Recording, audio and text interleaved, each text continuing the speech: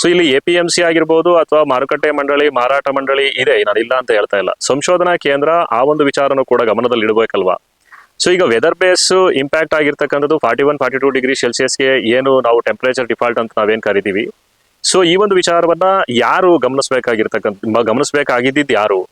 So basically ಆಮೇಲೆ forest, ನಾನೇನು 1988 national forest policy ಬಗ್ಗೆ ನಾನು ಹೇಳಿದೆ, 33% ಆಫ್ ದ ಫಾರೆಸ್ಟ್ ಇದನ್ನ, ಈಗ 20% ಇದೆ ಆ ಒಂದು ಫಾರೆಸ್ಟ್ ಲ್ಯಾಂಡ್. ಸೊ ಇದು ಕೂಡ ಒಂದು ಇಂಪ್ಯಾಕ್ಟ್ ಆಗಿದೆ ಅಂತಕ್ಕಂಥದ್ದು. ಇದೆಲ್ಲ ಸರ್ಕಾರದ ಒಂದಿಷ್ಟು ವಿಚಾರಗಳಾದ್ರೆ, ನಮ್ಮ ರೈತನ ಒಂದು ವಿಚಾರಗಳನ್ನು ಮಾತನಾಡಿದ್ದೀನಿ, ಸರ್ಕಾರದ ಒಂದು ವೈಫಲ್ಯತೆಗಳನ್ನು ಮಾತನಾಡಿದ್ದೀನಿ. ಸೊ ಇಲ್ಲಿ ಸಂಶೋಧನಾ ವಿಜ್ಞಾನಿಗಳು ಎರಡನ್ನೂ ಕೂಡ ರೆಕಾರ್ಡ್ಸ್ಗಳನ್ನ ಇಟ್ಟು ಆ ಸರ್ಕಾರದ ಮುಂದೆ ಇಡಬೇಕು, ಅಥವಾ ಇಟ್ಟಿದ್ದಾರ ಗೊತ್ತಿಲ್ಲ. ಸೊ ಸಂಶೋಧನಾ ಕೇಂದ್ರ ಕೇವಲ ಒಂದು ಬೆಳವಣಿಗೆಗೆ ಅಷ್ಟೇ ಅಲ್ಲದೆ ಒಂದು ಮಾರುಕಟ್ಟೆ ಮತ್ತು ಮಾರಾಟದ ಒಂದು ವಿಚಾರಕ್ಕೂ ಕೂಡ, ಪ್ರೊಡಕ್ಟಿವಿಟಿ ಇದಕ್ಕೂ ಕೂಡ ಸಾಕಷ್ಟು ವಿಚಾರಗಳು ಇರಬೇಕು, ಮತ್ತೆ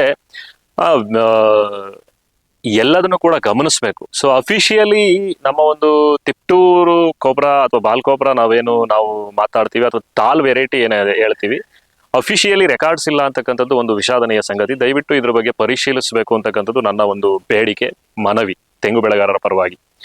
ಅಂದ್ರೆ ಇದು ಸಾಕಷ್ಟು ಜನ ವಿಜ್ಞಾನಿಗಳ ಜೊತೆ ಚರ್ಚೆ ಮಾಡಿದಾಗ ಅಫಿಷಿಯಲ್ ಡಾಕ್ಯುಮೆಂಟ್ರೀಸ್ ಎಲ್ಲೂ ಇಲ್ಲ, ಬರೀ ಜಸ್ಟ್ ಮಾತನಾಡ್ತಿದೀವಿ ಅಂತ ಹೇಳಿದಾಗ ಈ ಒಂದು ವಿಚಾರವನ್ನ ಕಂಡು ಬಂದಿದ್ದು. ದಯವಿಟ್ಟು ಇದ್ರ ಬಗ್ಗೆ ಪರಿಶೀಲಿಸಿ, ಅಥವಾ ನಿಮಗೆ ಏನಾದರೂ ಗೊತ್ತಿದ್ರೆ ವ್ಯೂವರ್ಸ್ಗಳಿಗೆ ಯಾರಿಗಾದ್ರು ಅಥವಾ ನಮ್ಮ ರೈತ ಬಾಂಧವರು ಗೊತ್ತಿದ್ರೆ ಖಂಡಿತ ಕಾಮೆಂಟ್ ಮುಖಾಂತರ ತಿಳಿಸಿ.